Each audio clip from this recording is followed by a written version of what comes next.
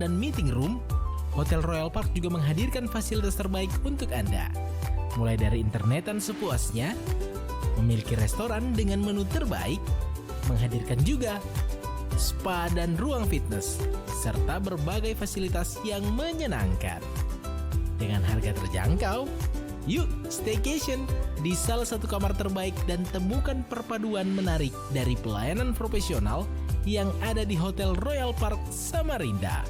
Beralamat di Jalan Sentosa, nomor 1 Samarinda.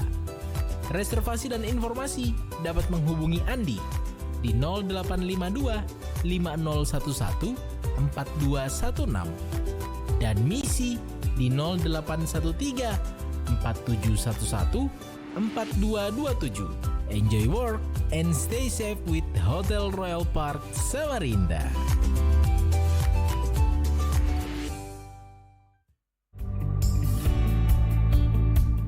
Dermaga Jaya Group, One Stop Tire Solution.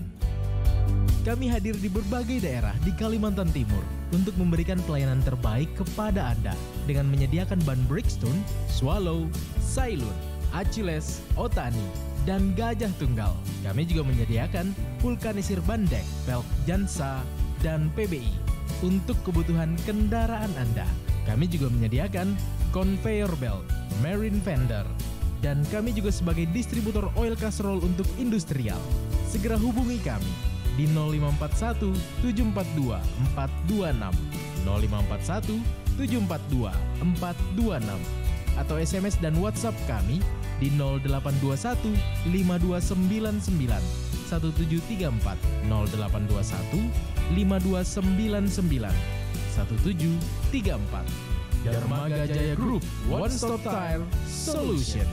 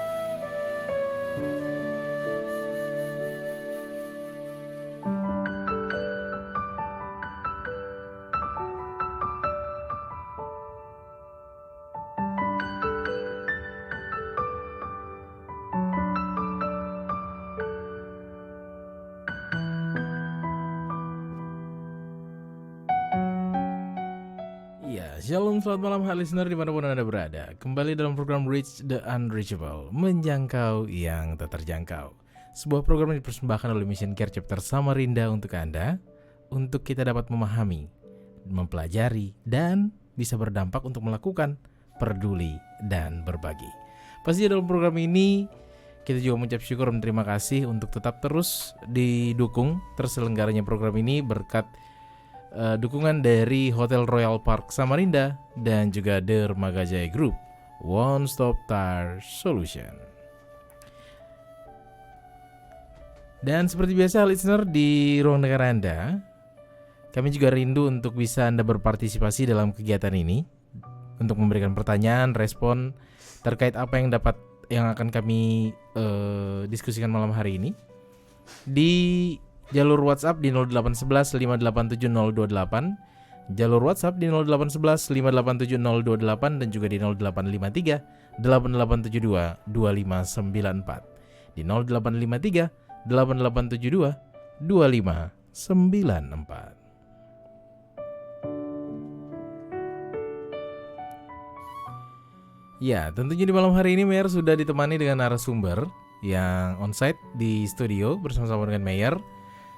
Dengan narasumber kita malam hari ini, Bapak Profesor Dr. Marlon Aipasa MAGR, sebagai member aktif Mission Care Chapter Samarinda, sebagai dosen, dan juga sebagai aktivis di lembaga-lembaga pelayanan. Kalau listener bisa lihat melalui Facebook yang live nih, wah Pak Marlon ini sepertinya pakai baju dinas nih. Shalom, selamat malam Pak Marlon. Shalom, selamat malam semua. Iya, kabar sehat ya Pak ya? Kabar sehat, terima kasih, puji Tuhan semua sehat. Iya, walaupun gak jet lag nih Pak ya, karena kemarin katanya baru habis dari habis keliling dari Labuan Bajo. Waduh. Melihat masalah lingkungan. Melihat juga bagaimana KTT Summit dilaksanakan di sana sebagai wujud konkret dari Republik Indonesia dipimpin oleh Bapak Presiden Jokowi untuk menyatakan bahwa Indonesia siap untuk membangun lingkungan. Indonesia siap menyelenggarakan pembangunan berwawasan lingkungan. Wah, mantep ya. Mudah-mudahan topik kita nggak jauh-jauh dari apa yang Pak Marlon di awal ini bisa sampaikan nih ya. Oh iya. Iya, dan pastinya di malam hari ini sebelum kita mendengarkan kabar sukacita yang akan Pak Marlon sampaikan, Mayor mengundang Pak Marlon untuk dapat membuka kita di dalam doa. Silakan kita berdoa, listener, mari kita berdoa. Allah Bapa dalam kerajaan sorga, Allah yang disembah oleh Abraham, Ishak dan Yakub, Allah yang kami sembah dalam nama Yesus Kristus yang adalah pencipta langit dan bumi dengan segala isinya, Allah yang Maha Kuasa, bahkan sekaligus juga Allah yang menjadi gembala kami yang baik. Kami bersyukur dan terima kasih untuk setiap situasi dan kondisi yang kami alami saat ini, dan kami bersyukur kami boleh bersama dengan Bapak Mayor dalam Heartline, siaran untuk pelayanan. Maka kami berdoa dan menyerahkan acara ini ke dalam tangan Tuhan. Tuhan urapi dari awal sampai akhir sehingga acara ini tidak lewat begitu saja, melainkan boleh menjadi berkat buat banyak umat Tuhan. Terima kasih Bapak di sorga, hadirlah di tengah-tengah kami, sertai beri roh hikmat buat kami, kemampuan untuk kami boleh membahas mengenai bagaimana lingkungan hidup di atas muka bumi, bagaimana Tuhan sudah mengamanah kepada manusia, mengamanahkan untuk menjaga, memelihara, merawat, melindungi, melestarikan alam sekitar sehingga ada hubungan yang harmonis antara manusia dengan alam, dan juga terlebih hubungan yang harmonis dengan Sang Holik, yaitu Sang Pencipta. Ini doa syukur kami Tuhan, kami panjatkan kepadamu Bapa demi nama Tuhan Yesus Kristus Juru Selamat kami. Haleluya. Amin. Amin. Dan untuk waktunya kepada Bapak Marlon dipersilahkan. Baik, listener yang kami hormati, listener yang dikasih oleh Tuhan, saya bersama dengan Pak Mayor menyampaikan salam buat semua pihak, semua anggota jemaat dimanapun berada. Hari ini adalah tanggal 24 Mei dan 10 hari lagi dunia akan memperingati hari lingkungan hidup sedunia. Wow. Jadi semua negara tidak terkecuali Republik Indonesia juga dalam proses pembangunan ibu kota. Maka ibu kota juga dibangun berwawasan lingkungan. Oleh karena itu topik itu kita coba angkat. Kita berdiskusi masalah bagaimana pembangunan di Republik Indonesia, khususnya tahun 2024 akan terlaksana pembangunan, lalu ada proses persiapan saat ini, lalu ada proses pemindahan dari Jakarta ke wilayah Kalimantan Timur. Nah, bagaimana pembangunan dilaksanakan? Ini yang mau kita bahas. Adapun yang menjadi acuan atau menjadikan dasar, yaitu firman Tuhan adalah terdapat dalam kitab Kejadian pasal 2 ayat yang ke-15. Kejadian pasal 2 ayat 15 di bawah perikop manusia dan Taman Eden. Nah, dari perikop kita udah bisa lihat nih bagaimana manusia dengan lingkungannya. Tuhan menetapkan manusia di sebuah Taman Eden, bagaimana harus dilakukan? Apa amanah Allah Sang Holik itu, Sang Pencipta itu kepada manusia? Kita baca hanya satu ayat. Saya bacakan, nanti listener bisa mencermatinya. Kejadian 2 ayat 15, Tuhan Allah mengambil manusia itu dan menempatkannya di dalam Taman Eden untuk mengusahakan dan memelihara taman itu. Sampai sedemikian jauh firman Tuhan, terpujilah Kristus, haleluya. Ayat 15 ini kita bisa lihat bagaimana manusia ditempatkan di Taman Eden, taman yang luar biasa luar biasa dahsyat, luar biasa hebatnya, karena itu adalah ciptaan Allah. Lalu manusia ditempatkan di sana. Di ayat 15 dituliskan, Tuhan Allah mengambil manusia dan, nah ini dia ya, dan menetapkan. Jadi ada ketetapan Allah untuk manusia untuk diam di sana.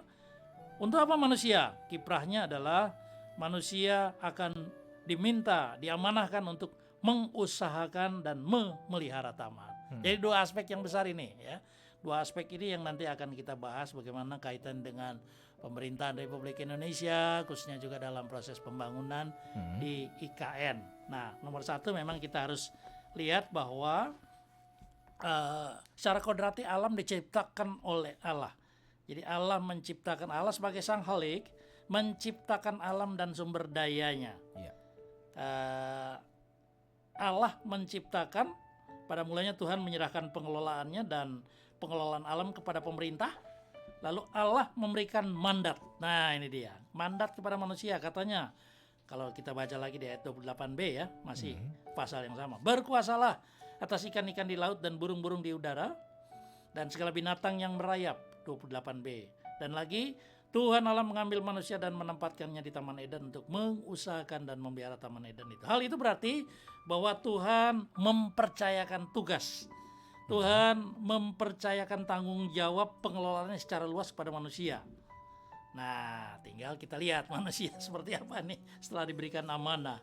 Akan tetapi manusia bukanlah makhluk hidup yang tanpa orang lain. Manusia juga hidup sebagai makhluk sosial religius, tapi ia juga memiliki hubungan vertikal dengan Allahnya sang pencipta, bertanggung jawab terhadap kepada Allah terhadap apa yang ada di sekitarnya. Tapi juga secara horizontal harus memiliki hubungan yang harmonis dengan sesama.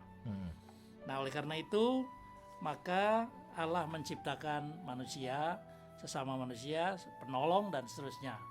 Nah, lalu kita lihat ada relasi juga, relasi horizontal yang bersifat umum. Yang dimaksudkan dengan relasi horizontal yang bersifat umum adalah relasi antara sesama manusia dengan kelompok sosial terbesar, artinya masyarakat. Termasuk manusia itu sendiri yang tidak dapat hidup sendiri tanpa ada sekitarnya. Kalau kita tanya, Pak Mayor hidup bisa enggak tanpa ada oksigen, tanpa ada alam, tanpa tidak mungkin. Iya. Oleh karena itu maka hubungan ini, hubungan dengan Allah itu merupakan dasar spiritualitas agar kita agar Allah juga dapat mengembangkan potensi-potensi hidup kita sebagai anugerah Allah itu dalam hubungannya dengan sesama. Nah, oleh karena itu kalau kita lihat pembangunan di Indonesia, ya memang banyak kerusakan ya. Kita lihat banyak sekali kerusakan. Taruh jauh lah kita lihat Kalimantan Timur dengan sumber daya alam yang Tuhan karuniakan luar biasa, sumber alam yang bisa diekstrasi untuk pembangunan, buat energi dan sebagainya. Ada batu bara, ada migas, ada kayu, ada kelapa sawit, ada perikanan dengan jumlah ikan yang luar biasa, dahsyatnya wilayah pesisir Kalimantan Timur mulai dari selatan dan seterusnya, dan juga hutan. Hutan yang menjadi benteng kehidupan manusia. Nah, kita diberikan mandat juga untuk mengelola lewat pemerintah. Nah, gereja dalam hal ini gereja melihat bahwa pemerintahlah yang mengelola. Oleh karena itu kita harus mendukung program-program pemerintah yang mengarah kepada bagaimana hubungan terciptanya dalam pembangunan, terciptanya hubungan yang baik. Nomor satu adalah vertically, yaitu dengan Allah sang pencipta, kita bertanggung jawab terhadap apa yang sudah Allah sediakan buat kita, tapi juga dengan sesama kita. Baru-baru ini sekitar 1 minggu lalu kami juga salah satu gereja dengan Sinodal GPIB menjalankan yang disebut dengan Eco Church, artinya gereja sahabat Allah. Berarti bahwa umat atau gereja, jemaat itu juga harus berkontribusi untuk menunjukkan bahwa kita, warga jemaat adalah sahabat alam. Nah, jadi Eco Church disebutnya. Nah, oleh karena itu segenap warga GPIB di Indonesia, ya kita juga semua harus mendukung program-program pemerintah ke arah pembangunan yang berkelanjutan. Nah, kita sementara ini sedang membangun IKN, proses sedang berjalan, ada mungkin pembangunan di Istana Presiden sementara ini di sana, lalu saya kebetulan juga menyusun dokumen AMDAL untuk pembangunan terpadu IKN sejak tahun lalu dokumen sudah selesai dan itu menjadi dasar, sehingga semua arahnya berkiblat pada visi, yaitu bagaimana Spawn City, Forest City, dan Smart City. Kita akan bangun di sana, pemerintah Indonesia akan membangun sebuah kawasan ibu kota yang beda dengan Jakarta. Kalau Jakarta ada mungkin hutan kota sedikit, kalau ini kota di dalam hutan. Jadi sekelilingnya adalah hutan semua, hutan Dipterocarpaceae. Hutan yang memang asal dari hutan Dipterocarpaceae namanya. Hutan hujan tropis ya. Jadi akan dibangun lagi. Nah, saat ini existing areanya terdiri dari hutan tanaman. Nah, ini kan satu jenis nih.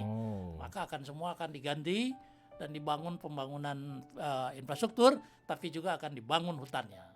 Hutan yang nanti masyarakat semua bisa menikmati. Bisa menikmati hasil dari jasa lingkungan berupa fungsi-fungsi ekologis. Oleh karena itu kita warga Jemaat dituntut, orang-orang Nasrani, Kristen.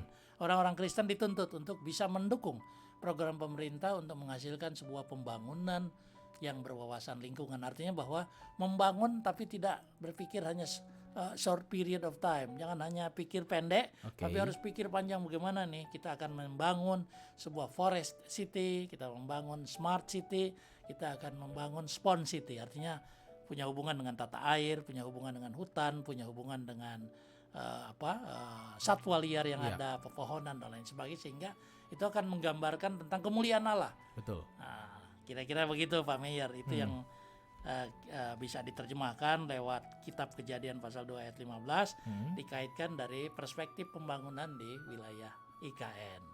Iya. Barangkali itu dulu. Iya.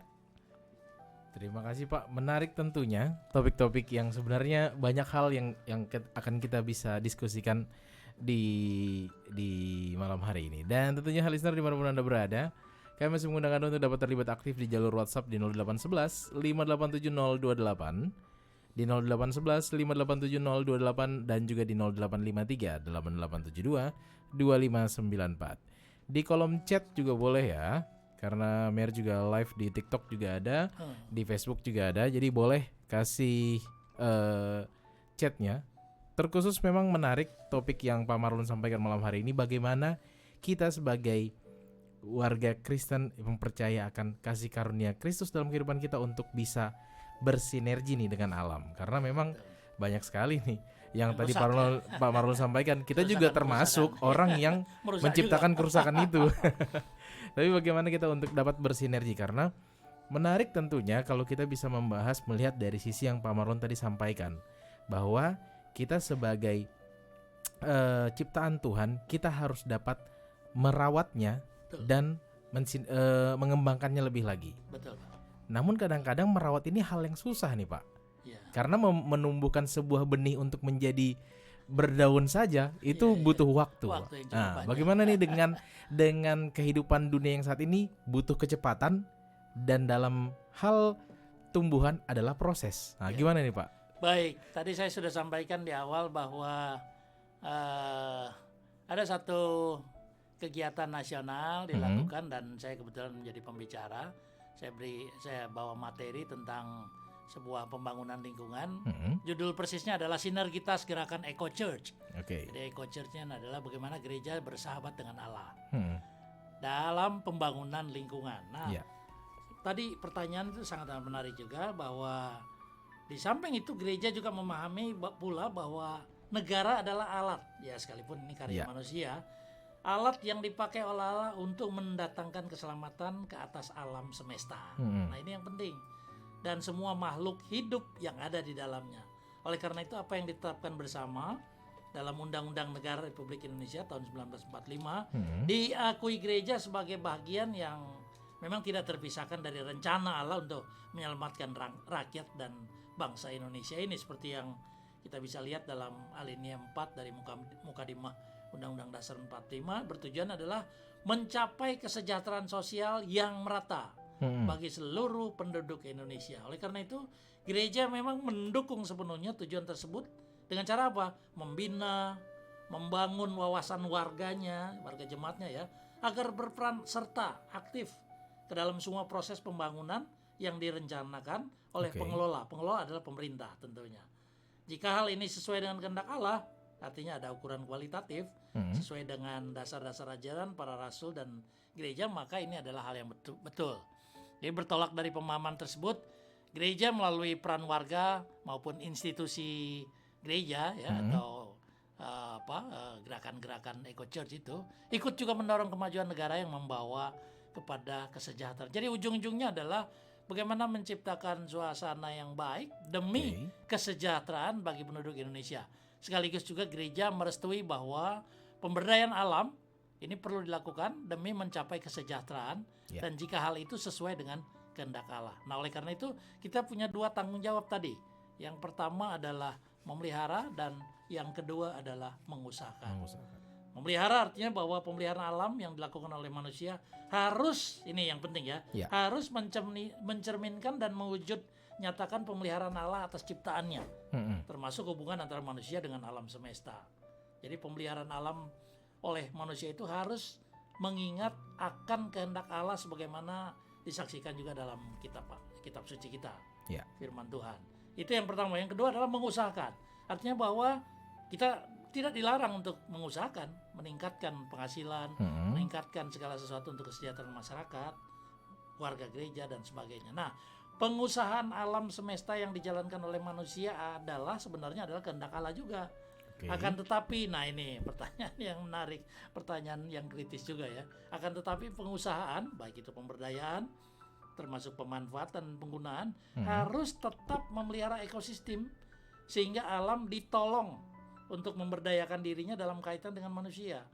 Oleh karena itu pengusahaan alam harus bertujuan pada at the end-nya adalah menghadirkan kesejahteraan ekonomis kepada semua makhluk hidup. Tapi alam itu sendiri tidak disembah karena alam adalah ciptaan itu. Alam adalah ciptaan. Taman Eden adalah ciptaan. Yang kita harus sembah adalah Allah Sang Holik itu, Sang Pencipta yang Maha Besar. Oleh karena itu apapun yang kita lakukan di atas alam ini harus menggambarkan karya Allah, harus menggambarkan tentang kebesaran Allah itu dalam memenuhi semua kebutuhan manusia. Pertanyaan yang menarik adalah bagaimana nih dengan kerusakan-kerusakan yang ada? Ini juga sangat amat menarik juga ya kalau kita bicara soal kerusakan lingkungan ini tidak terlepas juga dari bagaimana pemerintah mengawasi semua pelaku-pelaku dalam pemanfaatan sumber daya alam yang ada di Republik kita ini, baik migas, apalagi batu bara ya. Batu bara belakangan ini kita dengar, waduh marak sekali nih. Ada yang illegal mining dan sebagainya, dan illegal mining ini memang merusak. Dan kondisi alam juga saat ini, Kondisi alam Pak. juga sangat amat parah juga saat ini karena memang kalau illegal mining ini susah. Ini nggak bertanggung jawab ini. Nah, oleh karena itu gereja harus hadir di tengah-tengah itu, memberikan saran masukan kepada pemerintah tentunya. Melalui pemerintah lah pengelolaan ini dilakukan oleh pemerintah. Kita mendukung, warga jemaat harus mendukung program pemerintah bagaimana menciptakan kelestarian yang baik. Nah, berarti kita bagaimana dengan illegal mining? Kita nggak mendukung karena illegal mining ini merusak lingkungan. Artinya bahwa kita tidak bertanggung jawab terhadap Tuhan sebagai Sang Holik, Sang Pencipta, tapi kita merusak. Nah, seperti Bang Mayer mungkin tahu, listener juga tahu bahwa illegal mining ini luar biasa dahsyat sekali, marak sekali di Kalimantan Timur ini, ya kan? Kerusakannya luar biasa, dahsyat luar biasa. Baik itu mulai dari kerusakan di atas, yaitu vegetasi, flora dan fauna, kerusakan tanah, kerusakan air, bahkan perubahan-perubahan iklim. Nah, ini terjadi, debu dan sebagainya. Nah, oleh karena itu mereka yang melakukan ini sebenarnya tidak bertanggung jawab. Nah, tidak bertanggung jawab karena habis mereka melakukan penambangan, mereka tinggalkan. Harusnya ada mereka pemulihannya. bayar. Tidak ada pemulihan. Lalu mereka tidak bayar royalti kepada pemerintah. Padahal kita tahu bahwa Allah menciptakan pemerintah di atas muka bumi untuk mengarahkan supaya manusia nih mendapatkan kesejahteraan. Nah, oleh karena itu kita mesti mendukung pemerintah. Nah, bagaimana pemerintah dalam proses pengawasannya mengawasi hal-hal yang sifatnya ilegal. Konteks kata mendukung tadi itu, Pak, berarti bukan karena kan kita sebagai warga kadang-kadang suka pemerintahnya nggak tegas nih. Ternyata kita sendiri tidak sadar bahwa itu butuh untuk kesinergian itu, Pak. Betul. Jadi sinergitas warga jemaat ini sangat-sangat dibutuhkan untuk Mm-mm. mendukung supaya pemerintah ini bisa ditopang dengan kekuatan kekuasaannya yang diberikan oleh Allah untuk bagaimana menghandle Ya. kerusakan-kerusakan lingkungan. Ya lebih bagus mencegah memang. Ya, Kalau kita mengobati lingkungan yang sudah rusak, wah susah nomor juga satu ya. biayanya mahal. Heeh. Lalu yang kedua belum tentu kembali pada Betul. kondisi asal. Oleh karena itu jauh lebih baik kita mencegah. Yang baik itu jangan sampai dirusaki. Oke. Nah sekarang kita lihat kan, ya banyak sekali kerusakan-kerusakan, ya banjir, ya kualitas air menurun dan sebagainya. Bahkan illegal mining ini tidak membayar apa-apa kepada pemerintah, royalti tidak bayar, Betul. tidak menyusun dokumen AMDAL, tidak menyusun dokumen perencanaan, kemudian tidak ada CSR atau apa yang disebut dengan corporate social responsibility untuk masyarakat lokal, tidak ada rekrutmen tenaga kerja lokal. Dan habis itu tidak ada reklamasi. Wah, Ini ya, rusak ini, serusak-rusaknya, Pak ya. ini rusak ini kalau menurut gereja ini sebenarnya tidak layak ini. Mm-mm. Ya, kita melihatnya dari perspektif firman Tuhan, Ya. yang ini tidak diajarkan kepada jemaat kita. Kita harus cegah ini, kita harus berikan saran masukan sesuai dengan tugas pokok dan fungsi kita. Artinya, wah saya nggak bisa dong melarang ilegal, ya lewat pemerintah. Kita memberikan masukan, saran masukan kepada pemerintah, nanti pemerintah lah yang mengelola. Tapi kita bertahan juga. Kalau bisa kita menciptakan sesuatu yang harmonis bagi alam. Misalnya ada gereja melakukan program penanaman, membantu pemerintah untuk warga jemaatnya setiap hari lingkungan hidup di tanggal 5 Juni misalnya melakukan penanaman. Nah ini adalah wujud konkret yang harus dilakukan oleh gereja dalam hal mendukung pembangunan berwawasan lingkungan. Iya. Ada banyak hal sih sebenarnya juga ya, tidak menggunakan tidak menggunakan plastik terlalu Plastik, banyak, iya. membuang, tapi kita pakai botol misalnya ya, mencuci lagi sehingga tidak merusak, karena plastik ini memang luar biasa, lamban sekali degradasinya. Sehingga ini juga salah satu upaya gereja bagaimana membangun dan membangun khususnya untuk infrastruktur hijau yang disebut dengan infrastruktur hijau. Sekitar kita ada pekarangan, kita tanam. Di sekitar kita ada lahan yang rusak, boleh juga kita berkontribusi lewat melakukan penanaman, bekerja sama dengan instansi pemerintah, bekerja sama untuk melakukan penanaman. Ya. Ini sebenarnya wujud konkret dari umat, dari jemaat kita, dari umat Kristiani untuk juga memastikan dan sekaligus memberikan informasi kepada pemerintah bahwa gereja bertanggung jawab juga ini. Gereja akan mendukung program pemulihan lingkungan sehingga diharapkan bahwa ada pemanfaatan yang sifatnya pembangunan berkelanjutan. Seperti itu kira-kira. Iya, karena mengingat melanjutkan apa yang disampaikan Pak Marlon tadi bahwa minimal rata-rata gereja punya halaman ini. Ya, Bagaimana kita memberdayakan itu untuk menjadi kebutuhan betul. yang menjaga ekosistem kita untuk tetap baik. Atau bisa juga lewat kebijakan. Ada warga gereja yang potensial, jemaat-jemaat potensial, yang duduk di DPR, yang duduk di kepemerintahan, yang duduk di instansi-instansi yang juga punya kaitannya dengan pembangunan berwawasan lingkungan. Nah, warga-warga jemaat itulah yang kita mesti dukung. Bagaimana supaya Anda bisa memberikan yang terbaik untuk Republik kita ini. Yaitu bagaimana kita menjaga alam kita sesuai dengan amanah Tuhan, Allah Sang Pencipta, bahwa kita harus memelihara. Artinya ini bukan urusan pemerintah. Ya memang betul pemerintah yang mengelola, tapi kita harus berkontribusi. Betul. Ada sinergitas yang baik yang harus kita siapkan, kita rencanakan baik-baik, kita buatkan rencana strategis, lalu kita melakukan aksi yang konkret gitu. Iya, karena kita punya media yang hampir semua gereja. Mudah-mudahan apa yang Pak Marlon sampaikan ini didengarkan masyarakat gereja untuk bisa mungkin membuat forum dan komunitas agar Eco Church ini benar-benar bisa diwujudkan ya Pak ya. Saya kira itu yang paling penting. Jadi masing-masing gereja kita buat Eco Church, program Eco Church yaitu gereja sahabat alam. Artinya gereja kita tunjukkan pada dunia bahwa gereja bersahabat dengan Allah, harus bersahabat. Karena ini penciptaan pada awal di Kejadian 2 ayat 15 seperti itu, amanah dari Tuhan, sehingga kita tidak bisa lepas. Ada banyak orang kan, itu kan urusan orang pemerintah lah, udahlah. Kita skeptis terhadap ini. Oh tidak, kita harus punya kontribusi, kita harus memberikan kesaksian bahwa gereja ini memelihara lingkungan, ingin memelihara lingkungan.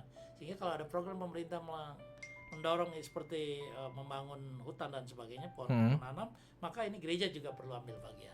Entah sebagai pemikir, entah juga sebagai pelaksana gitu ya. Bermitra dengan berbagai stakeholders yang lain untuk membangun. Ya, khususnya IKN. Kita menghadapi IKN, kita harus mendukung semua program kerja di IKN sehingga diharapkan bahwa Kalau listener lihat ada desain yang sudah dibangun, luar biasa itu. Ada sebuah infrastruktur pembangunan, tapi di sekitarnya adalah hutan, Iya. ada embung-embung, ada air dan sebagainya, sehingga itu betul-betul menggambarkan Taman Eden lah. Iya. Iya, karena tentunya ya seperti tadi sebelum kita mulai program Pak Marlon menyampaikan bahwa kita membangun kota di tengah hutan. Iya, betul Dan sekali. ini dan pembangunan sebuah ibu kota bisa dikatakan belum tentu ada dalam beberapa generasi ke depan Betul, untuk belum tentu. melakukan itu ya. Ya, belum Ini kesempatan kita untuk bisa menunjukkan kepada dunia, kepada sekitar kita bahwa bagaimana orang Indonesia, terkhususnya kita yang mendengarkan Warga malam hari ini ya, warga jemaat, untuk kita bisa menghidupkan ya hal-hal yang tumbuhan ini. Menarik karena Pak Marlon juga menyampaikan bagaimana sebenarnya kita untuk bisa menciptakan kehidupan yang hijau Ya, di keberagaman kita. betul. Nah, Sebenarnya bukan cuma untuk manusia, tapi ada juga satwa liar lainnya. Ada hewan ya, mm-mm, ada satwa liar, kita sebutlah satwa liar, ada mulai dari aves golongan burung, iya, ada juga primata, ada juga mamalia, ada juga harvet dan sebagainya. Iya. Nah itu memang harus satu kesatuan. Nggak bisa kita cuma tanam hutan tapi tidak ada satwa liar. iya. Satwa liar ini mereka memang berkontribusi sangat positif. Bukan Contoh. karena takut ngerinya aja, Pak ya. Contoh ya, orang hutan, Mm-mm. orang hutan itu setiap hari minimal dia tanam pohon 1 pohon. Wow. Nah, sekarang pertanyaannya, apa manusia Masih bisa. melakukan itu? 1 hari 1 pohon. Minimal seminggu sekali lah, Pak.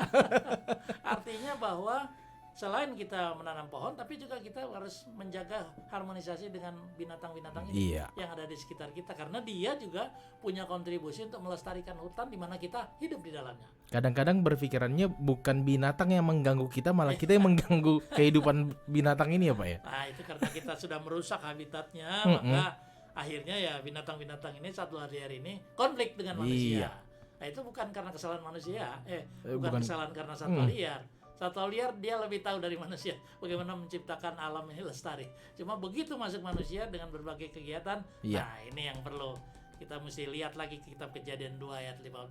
Mm-mm. Harus itu yang kita pikirkan di kepala kita. Bagaimana memelihara dan mengusahakan supaya ada harmonisasi. Iya. Karena visi pembangunan di IKN seperti itu, bagaimana Memelihara.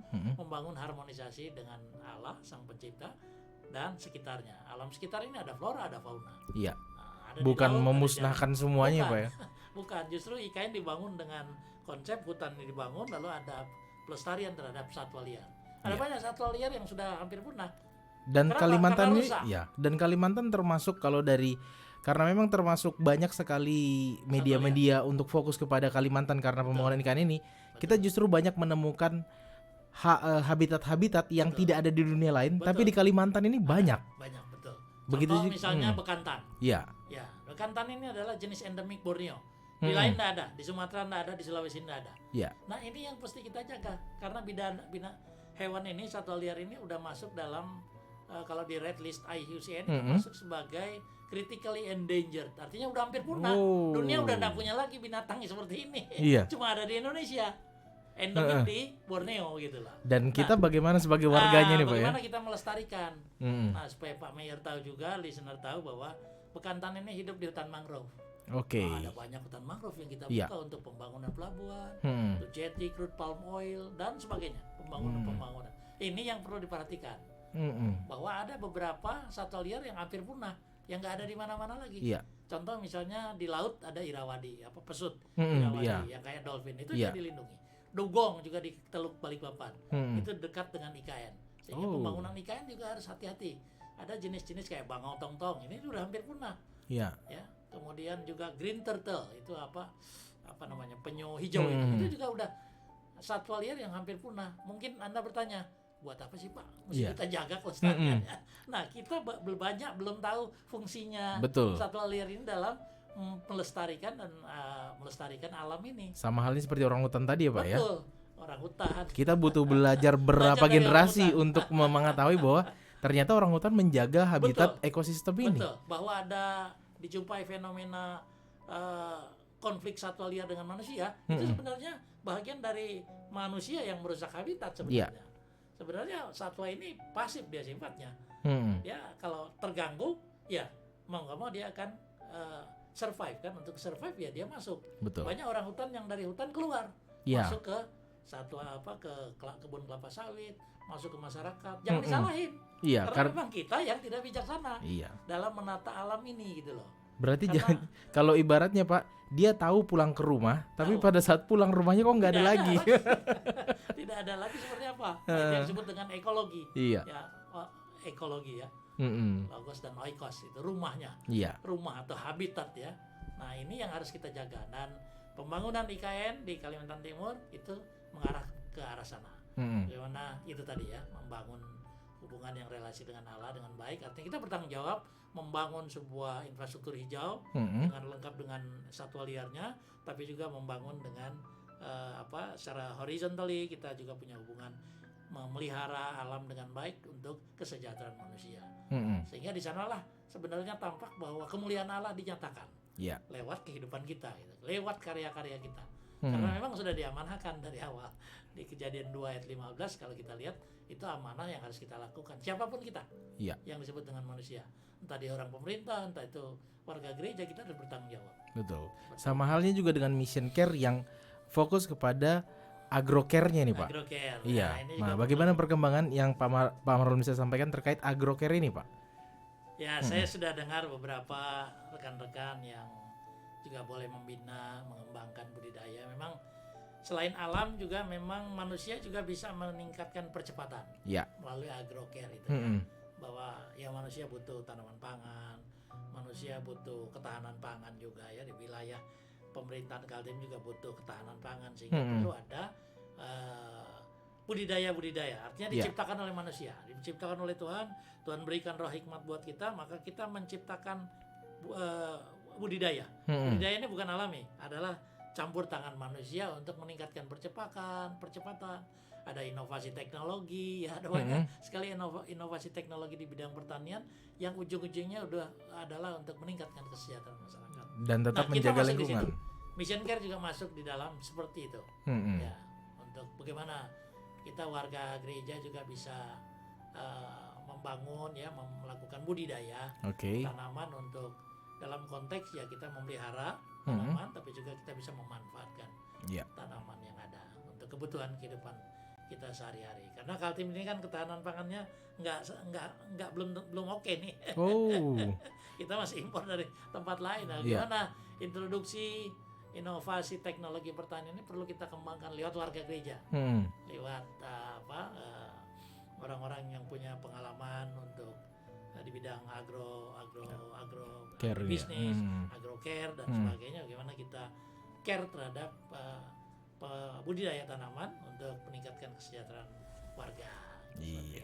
Dari Eco Green yang tadi Pak Marlon Eco-Church. Eco-Church yang Pak Marlon sampaikan, bagaimana pandangan Pak Marlon sebagai kita warga lokal nih Warga lokal terkait Kalimantan Timur. iya terkait kita sendiri untuk mau nggak peduli nggak untuk Eco-Church ini Pak? Ya, saya kira ini pertanyaan menarik buat kita semua. Mungkin ada yang bisa jawab, ada yang barangkali masih ragu-ragu. Mm-mm. Bagaimana? Sekali lagi Pak Mir disampaikan Iya. para listener. Bagaimana kita sebagai warga lokal memahami Eco-Church ini? Iya. Karena tentunya kita disuruh untuk dapat menumbuh dan mengembangkannya. Ini hal menarik nih Pak, karena terkhusus generasi muda. Ya. Banyak yang mungkin malas untuk megang tanah nih Pak, atau Iya. beli bibit pokoknya jadi aja. Nah ini gimana nih Pak? Ya, saya kira memang tugas gereja, tugas pimpinan gereja untuk memberikan ya, pemahaman yang baik ya. Kalau dulu sedikit ya, mohon maaf, dulu kan kita tidak banyak menyinggung soal lingkungan hidup Iya, ya. Tapi dewasa ini setelah lingkungan rusak baru gereja terbelalak. Oh ya, Mm-mm. apa peran kita? Dan- Ini dia yang penting ya. Masalahnya Apa peran terbelalaknya ini 2 mata atau setengah mata nih Pak? begitu terbelalak maka kita memang harus melakukan. Mm-mm. Oleh karena itu ada program gereja yang juga mengembangkan sampai sejauh ini, bukan Iya. baru ya. Ada banyak gereja-gereja yang juga mengembangkan gereja sebagai sahabat Allah Oke. melalui program-program yang ditetapkan oleh gereja. Artinya kita nggak fokus hanya manusia saja, ya betul manusia, kesejahteraan dan sebagainya, tapi juga bagaimana alam di sekitar kita. Mm-mm. Oleh karena itu, karena kita hidup di tengah alam itu. Iya. Kita hidup sebagai salah satu makhluk yang berkaitan dengan komponen-komponen ekologis lainnya. Betul. Karena bumi ini adalah memiliki life supporting system, maka kita harus mendukung. Nah, oleh karena itu program Eco Church ini perlu dikembangkan di gereja-gereja. Ya, bukan berarti belum dikembangkan. Saya yakin sekali Eco Church ini karena cuma istilah ya, gereja sahabat Allah atau Eco Church. Salah satu gereja GPIB saya lihat mereka mendengungkan Eco Church ini dengan harapan sebenarnya tujuannya adalah bagaimana menggalang sinergitas warga jemaat untuk juga punya menjadi pemerhati lingkungan lah, bagaimana kita membangun supaya warga gereja juga punya kontribusi konkret lewat pemerintah. Tentu ada pemerintah, pemerintah yang mengatur. Tidak lepas dari pemerintah ya Pak? Lepas dari pemerintah karena pemerintah lah yang ditetapkan oleh Allah di atas muka bumi ini untuk mendatangkan kesejahteraan masyarakat. Karena itu kita mendoakan pemerintah, kita mensupport kalau di bidang lingkungan hidup ya gereja punya program Eco Church, gereja sahabat Allah, gereja sahabat alam Nah ini bisa dikembangkan dengan berbagai cara. Salah satunya Mission Care sedang mengembangkan agrocare. Nah oleh karena itu ini juga programnya juga saya kira bisa dikembangkan untuk berbagai gereja yang lain ya, bisa saling sinergis ya, mungkin lewat PGI atau lewat badan kerjasama gereja Bamaknas. Bamaknas, kita bersatu padu misalnya setiap tanggal 5 Juni kita turun ke lapangan, kita melakukan sesuatu lah. Entah di Christian Center gitu ya Pak ya. Kita melakukan seminar mungkin. Wah saya nggak bisa menanam, oke. Berikan waktu, berikan curahan pikiran, saran masukan bagi pemerintah. Seperti apa mengelola kawasan yang rusak. Nah itu juga bisa. Itu juga kontribusi konkret ya, artinya tidak langsung fisik tapi juga pemikiran. Betul. Kita memberikan pemikiran karena gereja ini ada banyak warga potensial yang memahami soal masalah lingkungan hidup, memahami masalah pemanfaatan sumber daya, sehingga lewat mereka itulah kita bisa memberikan saran masukan untuk membangun pemerintah yang berkelanjutan ya, pembangunan berkelanjutan ya. Saya kira itu untuk bisa kita lakukan untuk berbagai tempat. Saya kira mudah-mudahan Eco Church ini bisa dikembangkan dan ini tidak untuk cuma gara-gara Hari Lingkungan Hidup sedunia tanggal 5 Juni 2023, tapi saya kira itu memang pencanangan supaya banyak yang tahu, banyak warga gereja tahu bahwa ini ada Hari Lingkungan Hidup sedunia tanggal 5 Juni, kita melakukan apa nih? Gereja melakukan apa nih? Nah, maka gereja menyiapkan program-program Eco Church atau gereja sahabat Allah. Sahabat alam. Ya. Menarik tentunya untuk kita bisa sama-sama berkontribusi, karena yang Pak Marlon sampaikan bukan untuk kita saja, tapi untuk generasi-generasi berikutnya. Betul sekali. Karena tujuan gereja juga didirikan tempat kita berkumpul bukan hanya untuk mengisi kita saja, tapi untuk bisa bagaimana bertumbuh mengembangkan ke generasi-generasi berikutnya. Betul sekali, Pak. Karena tentunya terkait tentang alam, terkait tentang bagaimana kita dapat mengembangkannya. Hal menarik juga, pemerintah pasti mendukung. Namun bagaimana nih Pak untuk membangun kegiatan tersebut disinergikan dengan pemerintah? Banyak masyarakat mungkin bingung nih mensinergikannya. Ya. Jadi pemerintah, saya boleh tanggapi. Pemerintah ada banyak instansi yang memiliki tupoksi ke arah pembangunan berbasis lingkungan. Bukan saja Dinas Lingkungan Hidup, tapi ada juga yang lain seperti misalnya Dinas Perikanan. Bagaimana coral reef ini ya, terumbu karang ini kita jaga dengan baik. Jangan melakukan pengeboman di laut untuk mendapatkan ikan, tetapi merusak lingkungan lingkungan terumbu karang, yang mana terumbu karang ini adalah rumah bagi berbagai macam ikan. Mungkin banyak kita yang nggak tahu. Nah, oleh karena itu sekarang ada program Blue Carbon. Blue Carbon. Ternyata dia menyerap CO2 yang cukup dahsyat dan luar biasa dibandingkan dengan hutan. Nah, oleh karena itu Dinas Perikanan juga dengan program bersih pesisir sekarang dikembangkan juga di wilayah Kaltim. Kita membersihkan pesisir dari plastik-plastik, karena plastik ini akan menimbulkan masalah bagi biota air laut. Betul. Ada juga penanaman mangrove ya. Di sekitar itu kita melakukan penanaman mangrove. Ada sekolah-sekolah yang juga luar biasa punya muatan lokal untuk seperti sahabat alam gitu ya, sekolah sahabat alam, dan ini program-program kerja ini bisa mendukung program pemerintah. Jadi ada instansi pemerintah seperti Dinas Lingkungan Hidup ya, seperti Dinas Perikanan, Dinas Kehutanan. Nah, semua ini sebenarnya punya program-program. Program-program kerja mana bisa kita share ke dalamnya ya. Oh. Kita bisa lihat, kita bisa share ke dalam. Kita punya potensi misalnya sumber daya manusia, lalu kita kontribusi apa yang bisa kita berikan nih. Mm-mm. Kalau kita mau melakukan penanaman, nah kita bisa bekerja sama dengan Dinas Kehutanan. Pak, kami Oke. minta bibit 1000 ya Pak. Untuk apa nih? Ya, untuk ditanam Pak di lahan yang terdegradasi bekas illegal mining.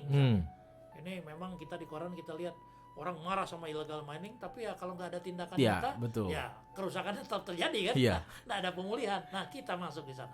Kita bekerja sama dengan Dinas Kehutanan. Kita dapatkan bibit tanaman pot Iya. tanaman polybag, kita melakukan penanaman. Saya kira itu upaya konkret. Bayangkan ada berapa gereja di sini. Iya. Ya, kita Kalau juga- mau sama-sama Iya. melakukan itu Pak ya. Iya. Tentu di hari-hari lingkungan misalnya Iya. di tanggal 5 Juni ini apa yang harus gereja buat. Nah, ini masih ada 10 hari. Betul. Silakan gereja Mudah-mudahan melakukan program Eco Church. iya, dari mendengarkan malam hari ini besok sudah bisa melakukan tindakan ya Pak ya. action. Iya, karena menarik tentunya. Bukan hanya kita yang merasakan seperti tadi Mer sampaikan, tapi generasi kita berikutnya. Karena tujuan kita di dunia ini adalah bagaimana kita berdampak untuk bisa Betul. berkontribusi. Karena seperti tadi kita mengetahui orang hutan menanam saja butuh berapa lama kita belajar tentang sifat dan apa yang dilakukan orang hutan sendiri. Nah, menanggapi bagaimana kondisi di 5 Juni nanti 2023 Hari Lingkungan Hidup Sedunia. Bagaimana Pak Marlon memandang Indonesia sendiri terkait dengan lingkungan ini, karena kalau tidak salah beberapa bulan kemarin atau beberapa minggu yang lalu kita mendapatkan hal positif dari hijaunya Indonesia. Kita dapat dibayar ya Pak ya kalau nggak salah ya atas Karena kita melakukan, iya. penanaman dan kita melakukan Nah, pelestarian, maka kita dapat iya. dapat kompensasi. Iya, lah ya. kompensasi Kira-kira. atas hal itu. Nah, Ya, pemerintah Kalimantan Timur dapat. nah Luar itu biasa, tidak begitu dirasakan oleh masyarakat yang menganggap loh kita nggak dapat apa-apa nih. Nah, padahal kita tidak sadar bahwa itu justru pemerintah berperan aktif untuk Betul, menjaga hal tersebut. betul Nah, sekali. bagaimana menanggapi Jadi hal kita seperti ini bangga. Pak? Kita bangga sebagai warga Kaltim karena pemerintahan Kaltim mendapatkan kompensasi luar biasa besar Iya. melalui program-program ramah lingkungan, desa iklim, Iya. yang juga mengarah kepada bagaimana melestarikan pembangunan berwawasan lingkungan ini. Dan Indonesia sudah berjuang bukan baru aja, udah Oke. cukup lama sejak pertemuan-pertemuan sedunia tentang lingkungan hidup. Kita punya komitmen juga lewat pemerintahan kita dulu sejak SBY dan seterusnya saat ini kita mempunyai komitmen untuk melakukan penurunan gas rumah kaca CO2. Nah, oleh karena itu banyak sekali hal yang dilakukan ya dengan penanaman, pelestarian hutan, kita mendapatkan penghargaan. Iya. Nah, di Indonesia sendiri ada program Kalpataru ya. Kalpataru. Siapa-siapa yang atau warga-warga jemaat, warga-warga desa yang melakukan sebuah penghijauan lalu berhasil menciptakan air lewat lingkungan yang hutan yang ada, maka disediakan Kalpataru ya. Bukan apa-apa, ini adalah untuk cuma apresiasi untuk menjangkitkan ini kepada orang-orang lain bahwa peduli terhadap lingkungan sangat-sangat diperlukan. Melalui pemahaman yang dimiliki dulu. Artinya perlu ada peningkatan pemahaman dulu. Jangan-jangan kita salah gitu ya. Iya. Kita harus meningkatkan pemahaman lewat seminar lokakarya, gereja membuat itu, lalu actionnya seperti apa, itu penjabarannya lewat program-program rencana aksi. Iya. Dan saya kira ya Indonesia perlu melakukan itu dan memang sedang melakukan hal seperti itu. Dan kita bangga. Iya. Kaltim dapat dana berapa triliun itu ya. Lumayan karena itu memang salah satu bukti konkret bahwa Kaltim memelihara lingkungan dengan baik. Karena mengingat kita memiliki lahan untuk hutan sendiri Betul. cukup luas ya Pak ya. Cukup luas. Dan menarik tentunya untuk membahas bagaimana Eco Church ini bisa dikembangkan di khususnya paling dekat di kita nih di Kalimantan Timur untuk Eco Church bisa dikembangkan. Apalagi ada IKN ya. Iya, karena tentunya kalau kita yang percaya, yang mengerti akan kasih Kristus dalam kehidupan kita mau melakukan bersama-sama seperti tadi yang Pak Marlon sampaikan. Tidak jauh mimpi itu dapat terwujud ya Pak ya. Betul. Ya. Dan tentunya tidak terasa kebersamaan kita sudah berada di menit-menit terakhir tentunya Pak. Barangkali Sebelum ada diskusi iya. tanya jawab dari Dari listener belum ada yang masuk nih Pak, belum ada yang gabung nih. Dan yang kalau dari TikTok tadi cuman like aja semuanya nih.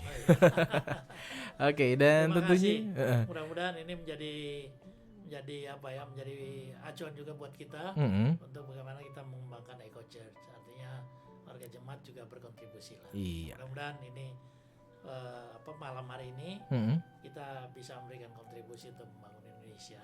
Amin. Iya. Dan tentunya sebelum menutup perjumpaan kita dengan doa Pak Marlon, adakah hal yang Bapak sampaikan sebagai kata-kata penutup di malam hari ini? Iya, itu tadi bahwa kita diamanahkan untuk mengusahakan dan memelihara, sehingga kita punya tanggung jawab yang cukup tinggi. Setiap insan memiliki, bukan cuma pemerintah, tapi setiap insan memiliki tanggung jawab yang tinggi kepada Allah Sang Pencipta yang sudah memberikan segala sesuatunya buat kita hidup. Maka kita harus menghormati, respect terhadap Allah melalui bagaimana memelihara dan mengusahakan alam itu sendiri. Iya. Oke, terima kasih Pak Marlon untuk waktunya malam hari ini, dan tentunya sebelum menutup perjumpaan kita, kembali Mayor mengundang Pak Marlon untuk menutup kita di dalam kita berdoa. Bapa di sorga, demikian kami sudah diskusikan dengan hambanya Bapak Mayor dalam hal bagaimana melaksanakan kegiatan pembangunan berwawasan lingkungan. Pembangunan yang tidak hanya untuk jangka pendek tapi long term, untuk jangka panjang. Bagaimana kita manusia diingatkan untuk bertanggung jawab memelihara dan mengusahakan apa yang ada di sekitar kita. Begitu pula kami mendukung dalam doa IKN dalam program pembangunan secara terpadu di sana.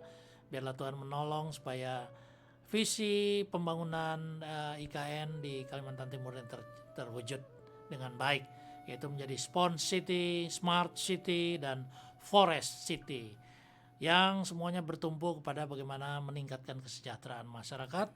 Dan ini juga sebuah memberikan gambaran tentang bagaimana manusia menghormati Allah, respect terhadap Allah Sang Pencipta, terhadap ciptaan yang ada di sekitar kita. Terima kasih untuk terkuaknya firman Tuhan yang boleh kami baca. Kami pahami tentu banyak hal yang masih kurang, dan biarlah kami sudah berhenti, tapi Roh Kudus menolong kita, memampukan kita untuk lebih mengerti tentang bagaimana peran manusia di atas muka bumi ini dalam hal pelestarian alam. Sehingga kami mendukung pemerintah, dan Tuhan memberkati pemerintah Kalimantan Timur, Provinsi Kalimantan Timur. Tuhan memberkati juga pimpinan-pimpinan pemerintahan kota dan juga kabupaten di mana kami berada, sehingga dengan dukungan dari warga jemaat berkaitan dengan Eco Church ini juga boleh menjadi kontribusi sinergitas yang baik bagi umat Kristiani dalam membangun negara ini lewat peranan dengan bekerja sama dengan pemerintah. Terima kasih Bapa di sorga, Engkau tolong kami, mampukan kami untuk kami boleh melestarikan, menjaga alam ini dengan baik, sehingga alam ini juga memberikan sesuatu yang baik juga buat kami. Terima kasih Bapa di sorga, inilah doa kami bersyukur dan berterima kasih untuk penyertaan dan hadirat Tuhan turun atas kami, untuk memberkati kami semua, Bapak Mayor, Tuhan juga memberkati, dan kru yang ada di sini, memberkati program kerja radio ini, sehingga biarlah lewat siaran radio ini ada banyak pelayanan dan kesaksian boleh diwujud nyatakan sebagai hormat kepada Allah, menandakan kemuliaan Allah juga lewat siaran-siaran ini. Dan biarlah umat juga diberkati oleh Tuhan. Terima kasih Bapa di sorga. Inilah doa kami, syukur kami malam hari ini. Kami akan beristirahat malam, melepaskan lelah kami. Mari Bapa di sorga menjaga, melindungi kami, sehingga biarlah kami boleh menikmati keindahan malam istirahat kami malam hari ini. Dan biarlah kalau Tuhan berikan panjang umur besok hari, Tuhan berikan kekuatan baru dan kesehatan yang terbaik buat kami melangsungkan aktivitas hidup kami.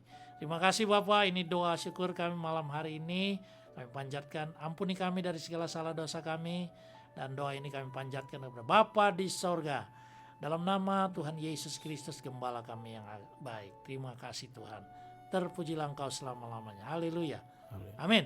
Amin. Terima kasih listener. Terima kasih Bapak Mayor. Iya, terima kasih Pak Marlon untuk waktunya malam hari ini. Dan kepada Anda listener dimanapun Anda berada, terima kasih untuk tetap terus monitor dalam program ini. Terima kasih juga untuk yang mendukung terselenggaranya program ini, Hotel Royal Park Samarinda, dan juga Dermaga Jaya Group, One Stop Tire Solution. Akhir kata, dari balik meja siar Radio Heartland FM kami undur diri. Selamat malam, Tuhan Yesus memberkati. Amin.